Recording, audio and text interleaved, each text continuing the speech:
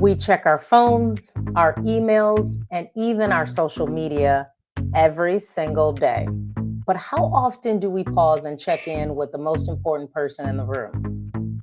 Ourselves. That's what we're talking about today on the Lemonade Mindset. We're talking about the power of daily check ins. This is a simple 5-minute practice. You can get yourself grounded in your emotions, reconnect with your purpose, and choose actions and actually support your well being. I'll walk you through how to use my Bold Beginnings journal as your guide so you can get organized, recharged with a repeatable framework to build your mood and your mindset. It will help you get laser focused on what you want out of your day, and you'll find yourself getting more productive. So let's dive in. Let's go back to the phone analogy on how much we check in. When we first get a phone, if you got the Apple phone, iPhone, we get the phone from the store, we unpack it, we're so, just elated with getting a new phone and the process of everything being spanking new and having the latest technology. We set up our text messages, our phone number, our internet and email. We set up all the things, our social media, and we make sure that people can get to us and we can get to them. But one of the things that it doesn't do is make sure that we better understand ourselves, unless you set up some of the other features. But in most cases, it's all about communicating with somebody else. But we can even if we do this with our mindset, we can use our phones as tools to help us better understand ourselves. So this is essential because if we check in with ourselves, we have a better understanding of how we feel, what our mood is, what our mindset is, and that helps us communicate to the outside world. And most importantly, we can set up a day that really serves how we feel, and we can create habits to make improvements on whatever's going on inside of us, right? Because the productivity of your day oftentimes depends on what's happening inside you. Some people give this thing where they would say, just suck it up. Whatever's going on with you, just suck it up and move on. The reality of it is, how well does that work? Because if you're stressed, people are going to feel your stress. And the people that usually tell you to suck it up are the people who are going to displace their frustration, anxiety, and any other dysfunction they have going on inside them. They're going to pass it on to you, because telling somebody to suck it up is exactly what they just did. They passed it on to you because they have something internally that they're not dealing with, and they don't want to deal with your something that's going on inside you. So if everybody keeps passing the anxiety, the stress, the bad attitudes along, now we have a toxic household, friendship, friend groups, relationship, work environments. All of this starts to get systemic, and we start wondering, why does this place feel so negative? How did we get here? Well, we can't control everyone and everything, but we can start getting curious about ourselves. And doing a daily check-in is a great way to get a pulse check of what's happening inside us, how we feel, and how we want to show up in the world. Because we need to self-manage, but we can't do that if we're not aware. And I'm going to take you through some of my best practices, the very things that I do with my clients to kind of help them start decoding what's going on inside of us and start figuring out why. These are all very relevant things. And these are things that don't have to be super complicated. But the most important thing is in this whole process, I know sometimes it can seem like woo-woo, that, Nikki, you're a certified life coach and this is what you do all day and people already know how to do this. Well, that's one of the reasons why I wanted to do this podcast, because I want to teach people that from a coaching perspective, you don't always have to pay for some services, right? Once you start getting to a certain level where you're getting in depth and you really want to decode some things, okay, yes, you can get to that point. But there are things that you can do to coach yourself. And that is what most people already assume. They're just not really sure how to do it, nor are they very effective. So I want to teach you, when it comes to self-coaching, what you can do on a daily basis to help you get to that point. And it's very important because, again, we don't exist in this world alone, right? We are impacted by other people, and people are impacted by us. So we can't control everyone else, but let's show up authentically as ourselves, and let's start controlling the things that we can. And awareness is something that we can start positively impacting. So I'm going to give you a few techniques on how to do that, how to manage these emotions. First, we got to know what the emotions are before we can start to manage them. It's super important. And what we have to do to get consistent. Because once you get consistent, if you can do morning check-ins with yourself, you'll find yourself doing them throughout the day because you'll start to enjoy it. You'll do a check-in the moment you feel like tension is rising, you came out of a meeting, somebody triggered you at work, maybe somebody said something to you. You will understand and be able to feel stress, discomfort, and not just negative things, but also joy. You'll check in with yourself to understand, how did I get to this point? Whether it's bad or good, how did I get here? And if it's good, how do I repeat the things that are good? How do I continuously make good choices and better choices to the point where we become like muscle memory, where it becomes automated? And then with the things that are not so good, how do I start troubleshooting those things and managing them and making them better? It's all the difference in mindset. And if you don't think mindset matters, let me give you a very visual analogy. You can have something that is buried and something that is planted. The processes look the same. It's a matter of a mindset.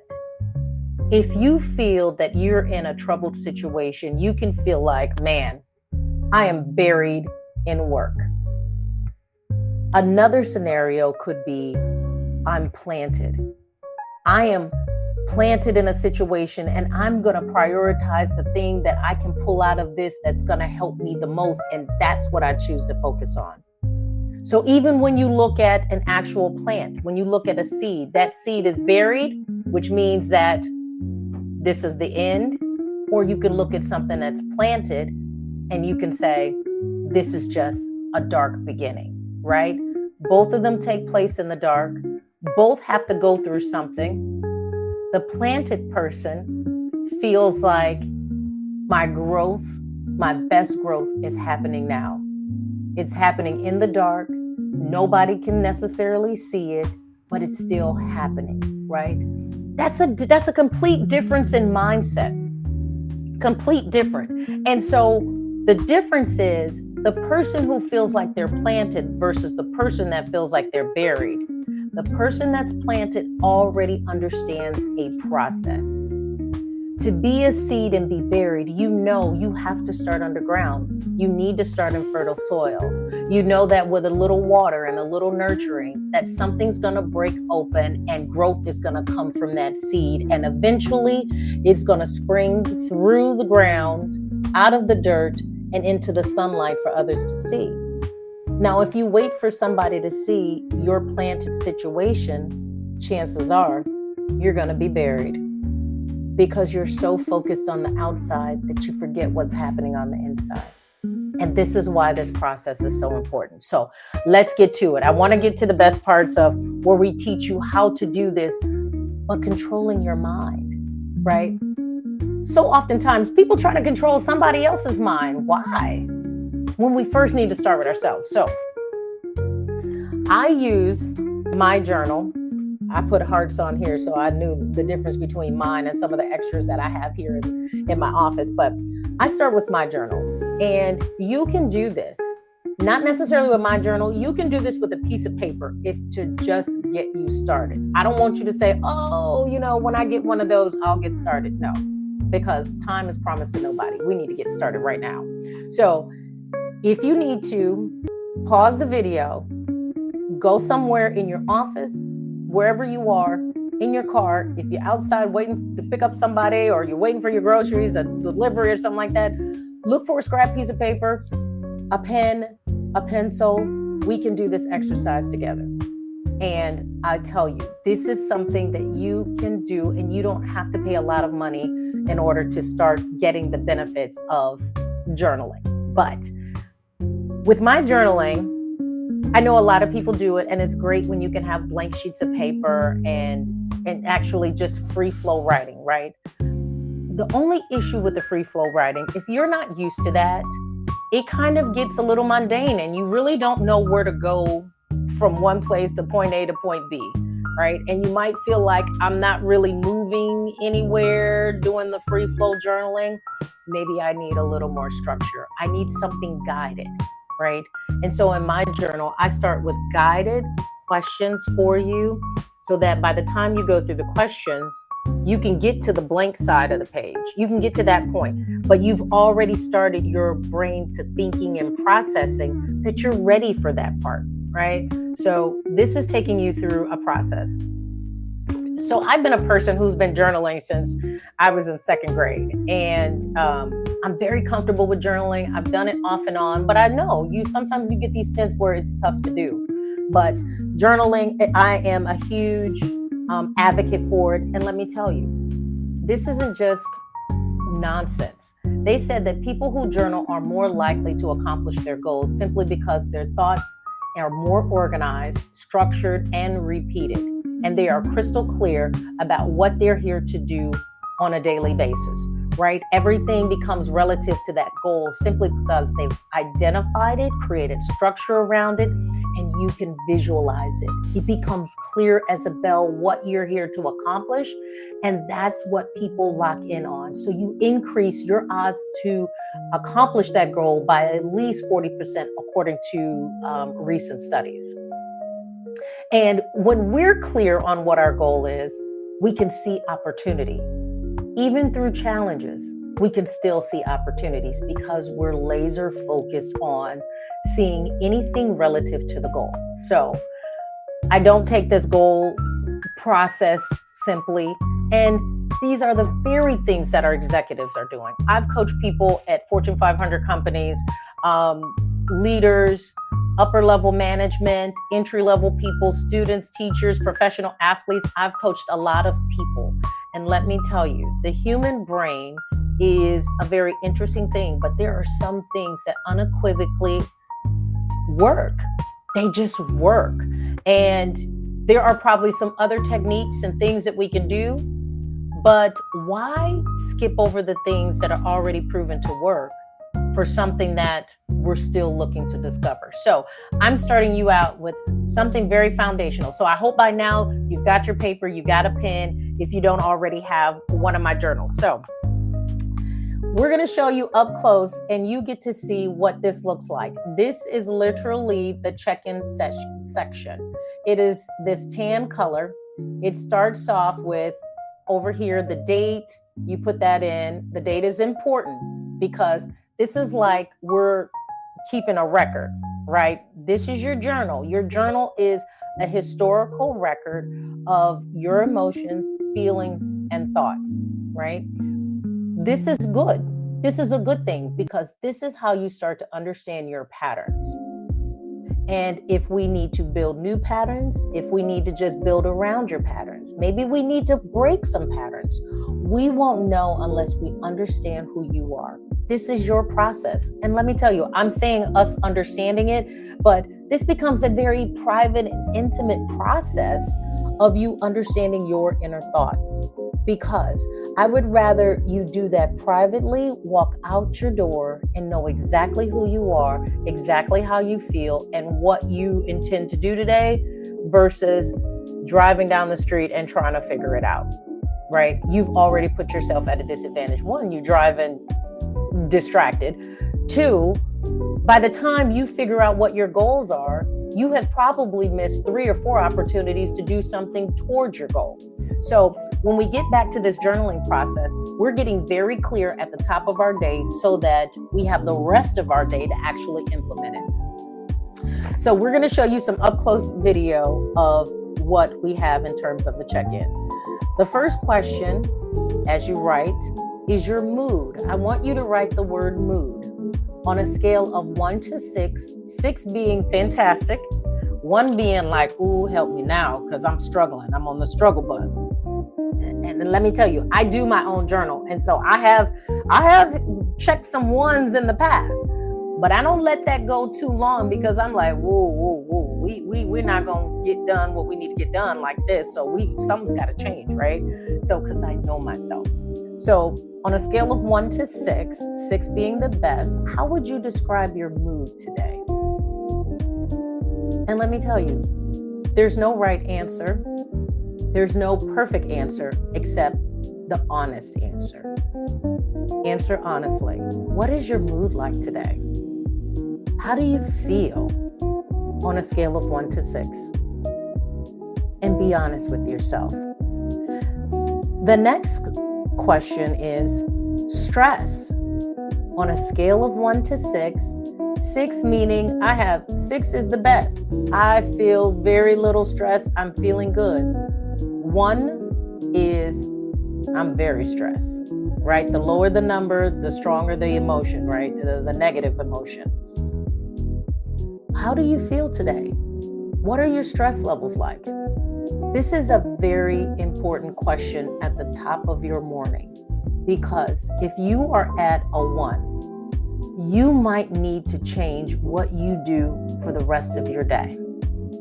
If you're so stressed that you can feel the anxiety, you may have a list of to-dos and things that you intend to accomplish, but if you are at a breaking point in your stress, you might need to clear your schedule and go see a doctor, right?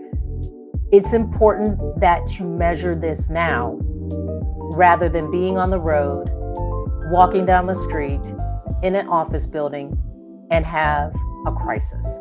We don't want that for you. While you're at home, this is the time to check in with yourself and be able to say, you know what? It's just too much. I need to get help. There is no shame in getting help.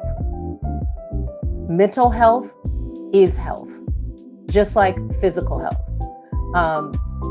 So you need to be very clear that if you are feeling high levels of anxiety and you need support, you need to call 911 or get to a doctor and be able to get the support that you need. Now, on the flip side, if your stress levels are low and you feel good, I feel good. If you're somewhere in the middle, you might be like, I am kind of stressed. And the next question becomes, why do I feel so stressed? Like, where is that stress coming from? Did I sleep well last night? Did I go to bed at a decent time? Or did I go to bed at 1 o'clock and I pop back up at 5:30 and I think that I think that I'm supposed to be just fine? You know, we've got to look at what led to the emotion that we're feeling. So on that scale of 1 to 6, we mark the number, but then we got to ask some questions. Why do I feel this way? And hopefully the stress levels are low. And we should still ask questions that, what made my stress levels so low today? I was really stressed yesterday, but today, maybe my stress levels are low because maybe I turned off my phone a little bit earlier than I usually do. Maybe I had a good conversation with a friend of mine I haven't talked to in a long time, and they said something really kind or nice to me. Figure out the good stuff, just like the not so good stuff, because it's time that we get curious, because if it's good, we don't ignore it. If it's good, let's repeat it. Maybe you started your morning off with a little gospel music, something positive. Maybe instead of watching a slasher movie the night before that's got you stressed, and you maybe you internalized a little bit of that. If that's your cadence, it's important to know so you can make informed decisions in order to make sure that you're in a good, positive headspace. The next question, on a scale of 1 to 6, how would you rate your energy levels? Now, the only right answer is the honest answer. How would you describe your energy levels? Again, if your energy levels are great, you need to know why they're great. Maybe you were hydrated. Maybe you had a healthy dinner last night and ate a little bit earlier. Maybe your energy levels had something to do with maybe the neighbor didn't have the dog out late barking all night, so maybe you got a solid night's sleep. Figure out why your energy levels are good. Maybe you worked out yesterday and then you just slept like a rock, right? Or maybe the reversal. Whatever it is, mark your answer, scale of 1 to 6, and give the results. The next question, sleep.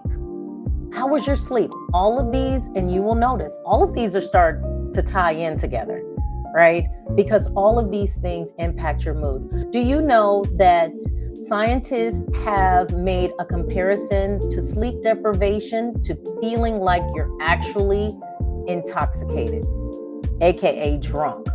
You can be so exhausted that your cognitive skills, your visual impairment, and your speech can be so impaired that you mimic somebody who's drunk.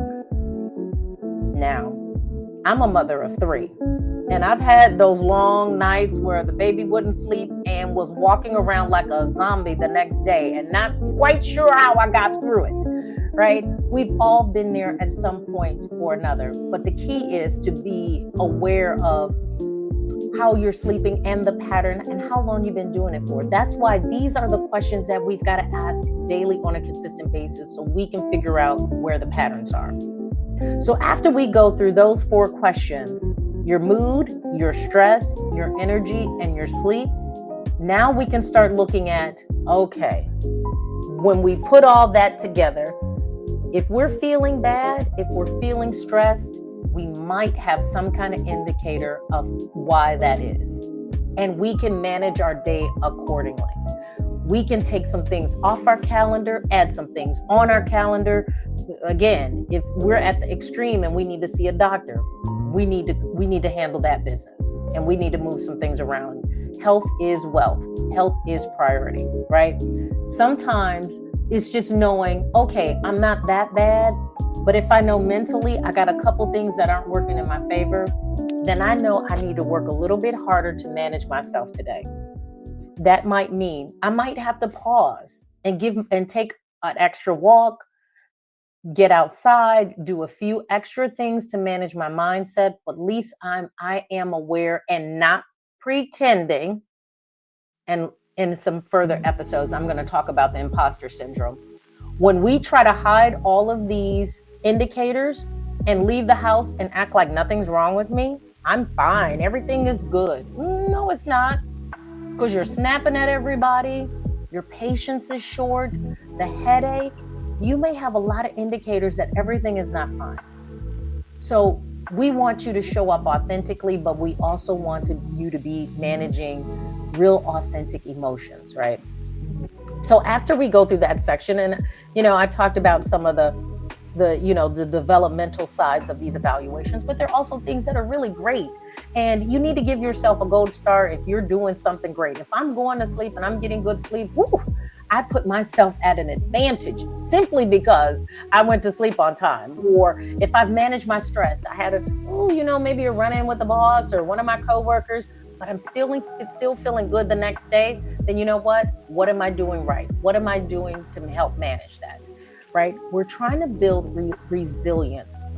We're trying to build an authentic resilience so that our body can handle the necessary stressors if we're not at the brink of stress every single day. This is what it means to self-manage, right? So as we move further, after asking yourself those series of questions, next, we graduate now to the area that I want to nurture today.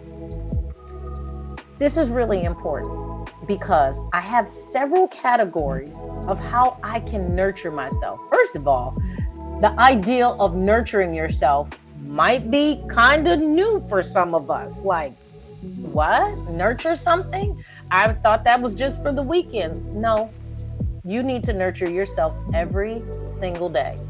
Because if you don't, who will? And sometimes we put that task on other people when really that's our job. Nurturing ourselves is our job. And we teach other people how to treat us. If I'm not nurturing myself, why is that neighbor gonna spend a couple extra minutes talking and saying something positive to you because you're not even saying anything positive to yourself, right? We model the behavior that we expect from other people. So, we all have a history, right? You can start this today. And we call this really a practice, right? We got to practice at this before we get on autopilot and it becomes very natural to us. And some of us are great at certain areas and some of us have, some areas of development. So we do have to nurture ourselves every single day. It must be the priority. So here are the areas that we can choose to nurture ourselves today.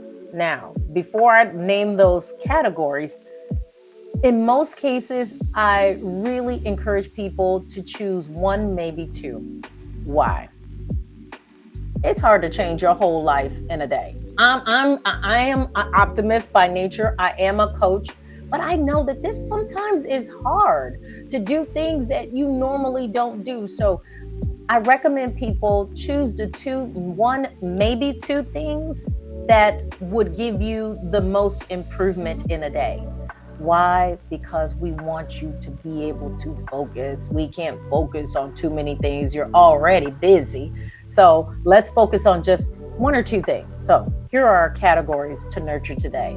And I want you to hear them, and I'm going to repeat them again. And you figure out which ones mean the most to you or stand out, or just kind of a flag goes up when you hear it.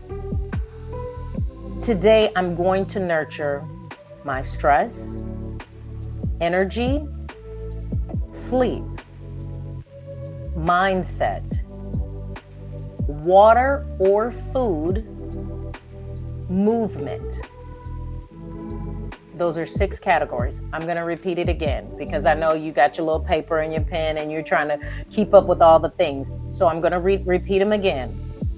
Stress, energy, sleep, mindset, water or food, that's 1, movement.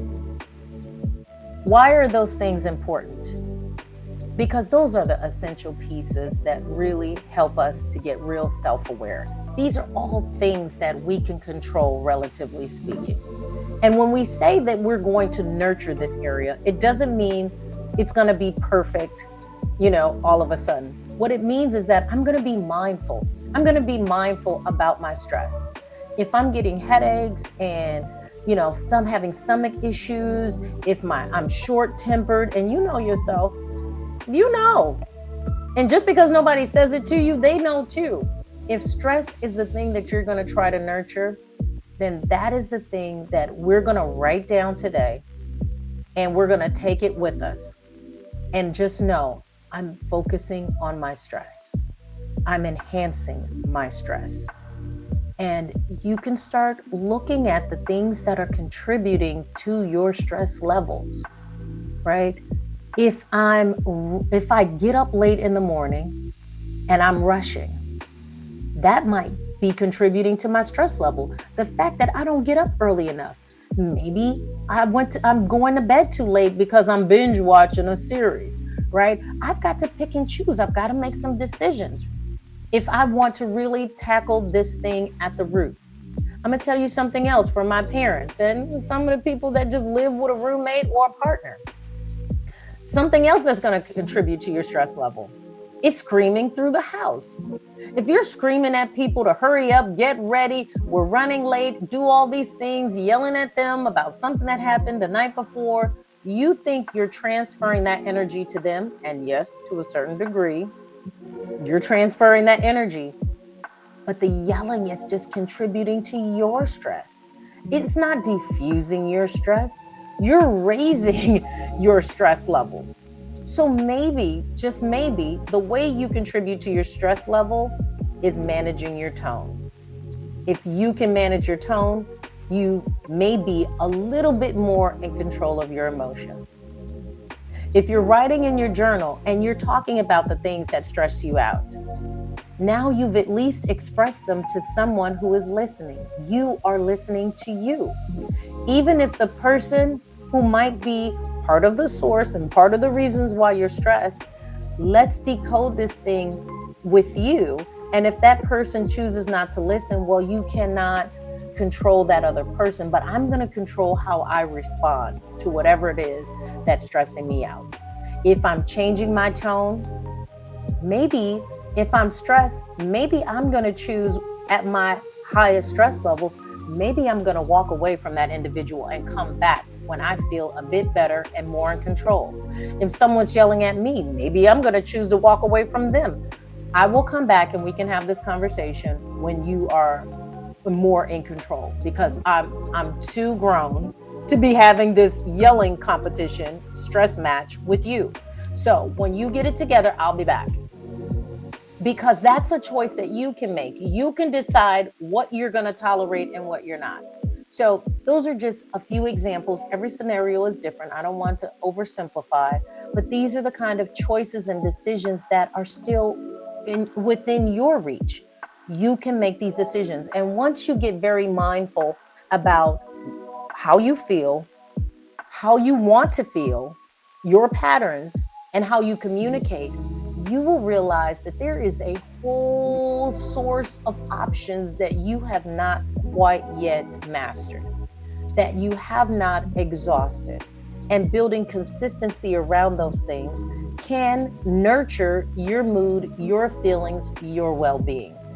These are all. Now, it sounds like a long process simply because I'm explaining each level of it and the power of what each level can do. But as we start going through and checking the boxes, throughout the day, you might be uncovering why you feel that way, right? But just to get out of the house and be able to do the 5-minute checkpoint, I feel like this, I feel like this, I feel like this is what I know I need to nurture today. That level of awareness can be calming. It can be centering. You can start directing the emotions that you want to have versus the ones that you are currently have. Now you're starting to get focused and you're starting to get centered. This is exactly what we want for you before you leave the house. Why? Because it also builds confidence. It builds confidence because I know what's going on in me and I'm managing it. I'm managing it. And that is empowering. And that is the benefit of journaling, this check-in process. This check-in process is so good that when you do it consistently, what I encourage is do this for 7 days. At the 7-day mark, and we do this in the journal, on the 7th day, we actually celebrate you for 7 days of journaling, even if you missed the day. But go back, do it for 7 days. When on that 7th day, and you complete the 7th day, I want you to go back to the previous 6 days and see if you notice any patterns. Are there any patterns that you noticed? If you notice that you marked sleep as a 1 for 6 days in a row, that's your indicator you got a sleep issue.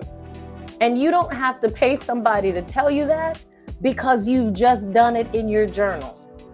If you've marked stress 6, 7 days in a row that you are stressed and you're at a 1, okay, well, you know what? We need to start addressing that, right? Because either this is just a sticky season of life, and if we journal longer, we will see if this is a short-term issue or a long-term issue. Maybe there's some systemic things that are going on that you always carried. And the truth of the matter is, sometimes it's learned behavior. You've learned this from mom and dad. Maybe you learned this because that's the culture at work and this is how people do things. And so in order to fit into the work culture, I have to mimic what they do. But the problem is, you know, we start perpetually doing the same things, and now we're modeling that behavior for someone else. Maybe it's a child, maybe it's a coworker, maybe it's a classmate, maybe it's somebody in your sorority or fraternity. You start modeling a behavior because if anybody looks up to you, they think, oh, that's the way it's done. So at some point, we've got to break the cycle, not just for ourselves, but for what we're passing on to other people, because we're all influencers in some shape or form. And this does not stop just at these environments. Also, church communities, you know, it happens big time in those too. Everywhere you go that you have people, you have this dynamic that's happening. So this is just one way to start checking in with yourself, right? It's very, very important for you to understand how you feel and to start unpacking it. Don't be afraid to ask yourself why. Why do I feel this bad in this area? Or why do I feel this good? I want to repeat the good things. I want to keep that pattern. And when we have a pattern that is good, and we know it's good, we start protecting that behavior also. So if I know, I use sleep as an example, we can use water as an example. I live in Texas. Texas is hot. If you can go out here if you want to and not drink water and think you're going to be okay, you know what? You will find yourself having lots of physical ailments that will be triggering as a result of being dehydrated. It may happen a little slower in a cooler climate, but water is something that we as humans need. It is a requirement and it's not optional, right?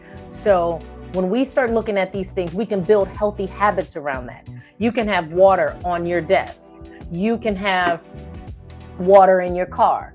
You can make sure you might have, when you go to Starbucks and you get your coffee or any other coffee place, how about when you order the coffee, order a water too? A sidebar, my sister was a barista, and this is a cheat code.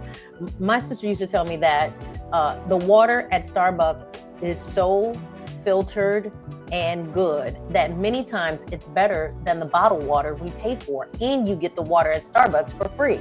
So plus you get your whole value for your coffee money. So these are the things that we build habits around. If we say hydration is something I want to do, let's build habits around it to fortify that thing that's going to make you feel better, because water could be the energy supply that you're missing that's making you drag, throughout the day, where you get the mental fog throughout the day simply because you're dehydrated. Now, that's just one example, but this is how we identify where the problem is. We create habits around that and we make improvements. This is what coaching does. We find the opportunity around every challenge. But here's the thing, you got to show up.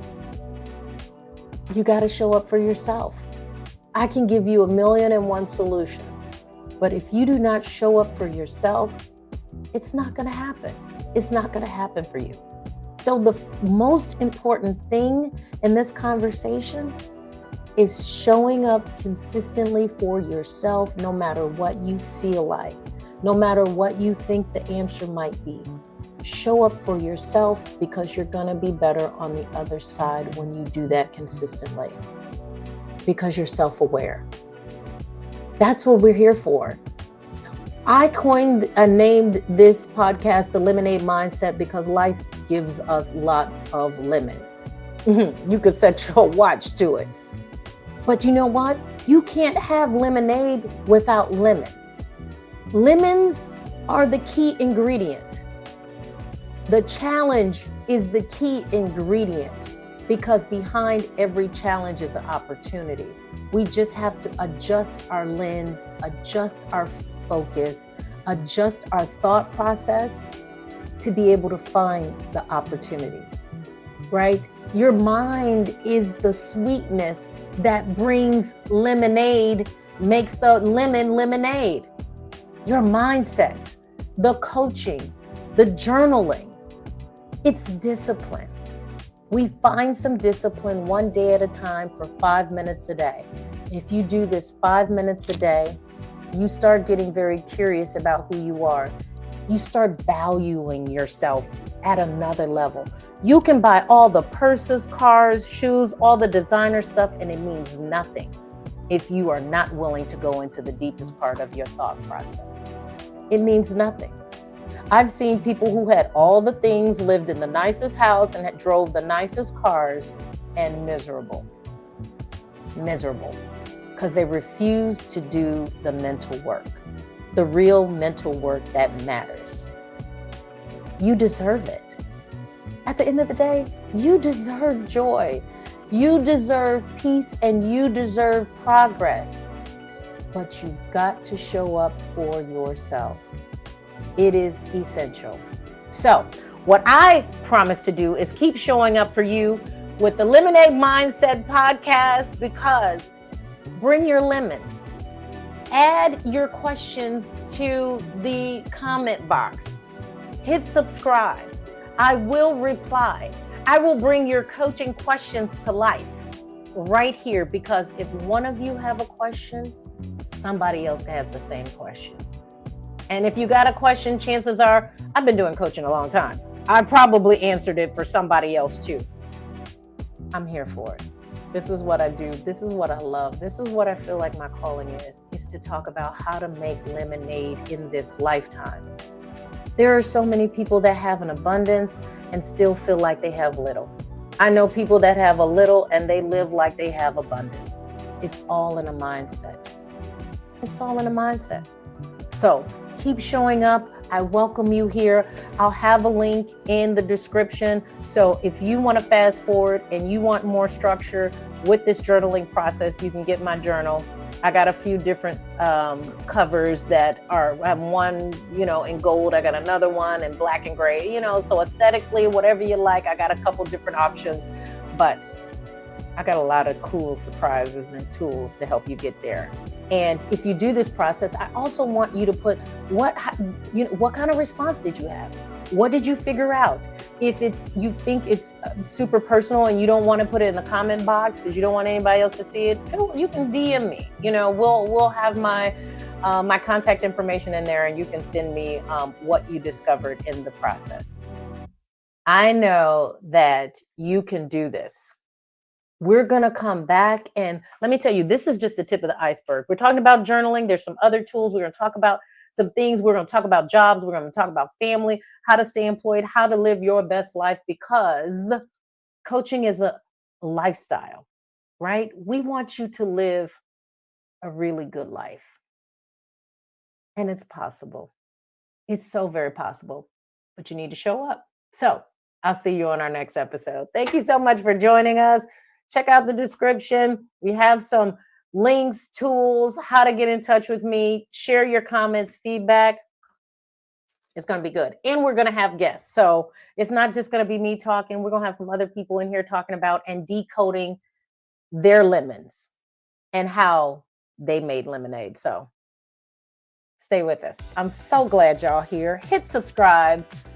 Join our newsletter. It hits the inbox. We don't pepper people with stuff, but we'd love to have you. I'm so excited about this. This is what I've been meaning to give people for a very long time on a free, open platform like this. I know people pay me for coaching, but I just feel like there's some stuff that we all can be doing for absolutely free. And my dad used to tell me free is in the budget. So I'll see you next time. Thank you so much.